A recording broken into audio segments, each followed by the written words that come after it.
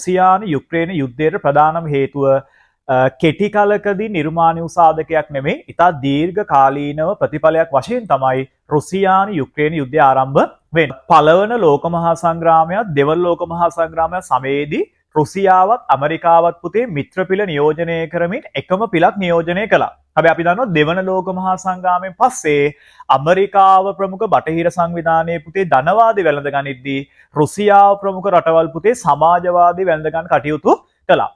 මෙතෙන් පටන් තමයි රුසියානු යුක්‍රේන යුද්ධය සඳහා පදනම නිර්මාණය වෙන්නේ. යුක්‍රේනය පෙරදි 1989 වෙද්දී සෝවියට් සමූහාණ්ඩුව නම් තනි රටක් වශයෙන් පතිත රටක්.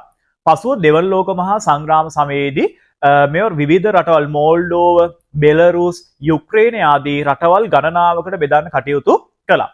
මෙලෙස ඇමරිකාව ප්‍රමුඛ බටහිර කඳවුර උතුරු ඇට්ලාන්ටික් සංවිධානය නේටෝ සංවිධානයේ සමාජිකත්වයේ දරද්දී පසෙකින් රුසියාව සමාජවාදී කඳවුරක් ගොඩනගමින් කියුබාව රුසියානු වගේ පුතේ සමාජවාදී